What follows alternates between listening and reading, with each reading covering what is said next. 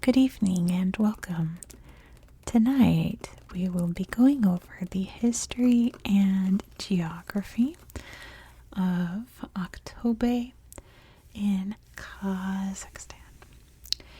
Now, if you saw my video on Akmola, you can see up here, Aktobe is much bigger, and that means that there's even less things in Aktobe. Akmola just had a whole lot of nothing, so Aktobe has even more. It's like double the nothing. This area of Asia is home to the steppes, the steppe landscape, which, if you were to compare it to like American geography, it would be like the Great Plains area. There's nothing there. It is fields as far as the eye can see, and grass and far off horizon, which was perfect in the old days because you would ride your horses across the steppes with your like Mongol buddies or your nomad buddies, however it would be. It's very beautiful, don't get me wrong. I'm not bashing this area. It's just that there's not a lot to show you. You can see that Aktobe is along the coast of what's left of the Aral Sea, which you can see used to be really big, but has now shrunk down to just here. It's not within the borders of Aktobe, so we won't be talking about it, but it's good to know that it's on the border there. And the only really place to go and see in Aktobe is the city of Aktobe up here. A very bustling, very modern city. It's really beautiful. I'll show it to you on Google Earth. But let's talk about the history of this place before we do that. Pardon my tummy if you heard that. This area, like I said, is entirely made of the steppe landscape. Just flat lands and grass forever, right? So many nomadic tribes would move through here, grazing their animals. But what's most important is that this area was along the Silk Road. The Silk Road went from China and would wind up all the way in Florence in what's now Italy. So there were many different paths on the Silk Road for traders to travel along to trade goods back and forth between Eastern Asia and Central Europe. And one of the paths was along this route through Aktobe. But nothing would really happen here until the Mongols arrived over here from Mongolia, sweeping across the landscape and conquering and absorbing the various tribes in the area. This area of Kazakhstan was part of the Lesser Horde. There were three main hordes after Genghis Khan. He had three sons that he split his land between, kind of like Charlemagne, but much more vicious in fighting. So this was part of the Lesser Horde, the smaller of the three Mongol Khanates. There's a very famous historical figure from that time named Abdul Khair Khan. You'll see a cool statue of him in Aktobe. Very revered figure. Very beloved Khan. Because, history writes these Khans as these vicious warlords who slaughtered people and burned cities. But back home, they were bringing home all of this wealth and plunder to these people, and they were heroes. So in places like Kazakhstan, and definitely Mongolia, the Mongol warlord leaders, the Khans, were huge admired figures. But of course, the time of the Mongols would slowly weaken, and it would kind of go back to kind of tribal times, but now with more aggression, because now these people were infighting, which in fact is how Kazakhstan was formed and how the Kazakh identity formed. They split off from the Uzbeks, which you can see Uzbekistan's right down here, and formed their own culture. Kazakhs means the people who left. They left the Uzbeks. But nothing would really start happening in Aktobe until 1869, and that was when the Russians first built a fort right here. So the Russians were, Russia's right here. They would start moving in and offering help to all the tribes. By offering help, that means absorbing them into the Russian Empire. So they built forts along the steppes to just monitor the people in the area and make sure that it was much more peaceful. And they would also start building farms and little tiny settlements around the area. A lot of people from the Slavic areas actually moved into what's now Aktobe during this time. The Imperial Russia and the Soviets really liked to move around the different ethnicities in their empire, kind of like pieces on a chessboard, to wherever they would be most advantageous to Russia. So that definitely happened there. In 1891, they turned this little fort town, which was now full of little farmers and things, into a full-fledged, I suppose, what would have been a city back then. And they called it a really tongue twister of a name for me. Let me try it. Let's see if I get it on the first time. It's called Aktubinsk. Aktubinsk. I did get it. Aktubinsk. I haven't been practicing that all week or anything. Aktubinsk is the name of the city here. And it really started to expand at the beginning of the 20th century. Mainly the Trans-Aral Railway was built through here in 1901, and a lot of industry sparked up. Not just farming, but now manufacturing. Now they could transport goods through the railroad, and it really, really started to grow at this time, which means a higher population, which means more opinions. In 1905, the Russian Revolution came to an informal start, kind of like a soft open of the Russian Revolution in 1905 after the Russo-Japanese War. And there were many riots here in Aktubinsk. See, it's so hard to say. Aktubinsk, Aktubinsk. I haven't been saying that all week, I promise. But, obviously, it being Imperial Russia, they'd squashed down any kind of opposition wherever they could, and that was very true here in Aktubinsk. But of course, that would not calm the anger of the Russian people, and by 1918, the Tsar was overthrown, and Imperial Russia was no more. And the people here in Aktubinsk were also very pro-revolution to an extent. There were a lot of white Russian soldiers here, soldiers, supporters, and there are also a lot of red supporters here, red Russians. So what's the difference?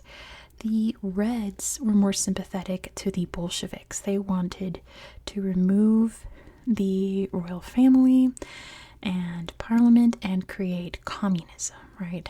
They wanted it to be a full-blown communist state under the leadership of Vladimir Lenin. The White Russians wanted to remove the Tsar. Like, let's get it straight.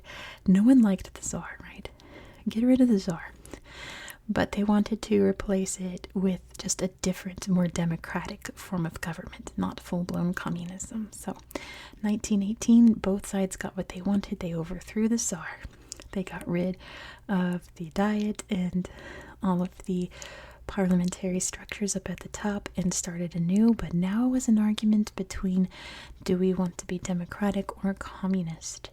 So a lot of battles between the Reds and the Whites actually occurred here in Aktubinsk, all the way up until 1920, when the Red Russians would eventually win and impose a communist state and create the Soviet Union, which obviously Aktobe and Kazakhstan was a part of. It really seems that, like, for the majority of, like, the actual Kazakh ethnicity, they just kind of wanted to be left alone. So whatever was happening upstairs was just kind of whatever, as long as these people were left alone. There were, of course, a lot of Russians living there who had different opinions, but the Kazakhs in general were just like, whatever, as long as we have our horses and our sheep, it's whatever, you know. And they just kind of went along with whatever the Soviets told them to do. So Aktobe became part of the Kazakh SSR. Industry continued to grow, especially in the manufacturing sector. Lots of really like specific niche industries here, like X-ray development, like lots of interesting little industries. I didn't write them all down, but lots of not petrochemicals, but chemicals in general, medicinal things, pharmaceuticals, stuff like that. Like very particular industries. It wasn't just like rubber or wool, like it was actual like factory work, you know, in Akhtubinsk. Of course, Soviet Russia did not last long. It collapsed in the early 1990s. Kazakhstan became independent in 1991. And the leader of Kazakhstan at that time was Nursultan Nazarbayev. And he loved, like, don't get me wrong, he loved the Soviet Union. He loved what it stood for. He was like #1 stan of the Soviet Union. He very reluctantly made his country independent. But at the end of the day, he was a very proud Kazakh, right? He's still alive. I'm saying was. He's no longer in power. But a very proud Kazakh. So thankfully, he did one good thing. In 1999, he changed the name of Akhtubinsk to Aktobe because it is a Kazakh name and not a Russian one. So, Nursultan Nazarbayev, you did one, like in the good versus bad columns, there's one in the good column. He changed the name of this place, so it's no longer a tongue twister. Pretty good ASMR trigger, but no longer a tongue twister. It's just Aktobe. And I don't know if it's just me, but I think Aktobe is like a really beautiful name. Like, I think it makes me think of October, but I don't know. Aktobe sounds really poetic. It sounds almost like if you had like a fictional magical world, it would be like the kingdom of Aktobe. Like, I just think it's a really pretty name. So I like it. The only other news out of Aktobe was there were some Islamist attacks in the 2010s from, radical Islamists, but I don't think anything has really happened in that sense since like 2015, so it's not like it's a dangerous place to visit. And people there, from what I've seen of the tourist videos, are very, very excited to have people visit Aktobe. So let's check out this town on Google Earth. Let me carefully grab my tablet here, switch it on for you, and let's check it out. There we go. So there's Aktobe, the city. Let me zoom out in case you're not quite sure where Kazakhstan is. If all you know about Kazakhstan is Borat, let's see where we are. So you can see Kazakhstan here, very big country. There's Russia up here. The rest of like the Stan countries down here, Kyrgyzstan, Turkmenistan, Afghanistan, all down here. Right in the middle is Kazakhstan, and you can see the brown nothing here. Let me take you around the state real quick and kind of show you how there's really nothing in Aktobe province. Let me find, it might flash blue for a second. There we go. Let's find a spot. Let's go. I don't want to go near there, I'll see, because this is not Aktobe. Let's go right here and see what happens. Let's see what the landscape looks like everywhere outside of the city. And this is a random spot. I have not visited this before. And here you go. There is nothing here. Beautiful blue sky, right? This horizon. There's something very beautiful about it. Very kind of haunting. But there is nothing in this province at all. There's just straight up nothing. And you see, like, when I zoom out, of course now it's not going to do it, it's loading. Hello? When I zoom out, you can see little names of places, but they're literally just like little clumps of like 10 or 15 homes together. Like, it's a lot of nothing, lots of interesting like dams and things, but you know, nothing too exciting to show you. So let's look at the city of Aktobe. It is very busy. Like, it's actually a really big city, right?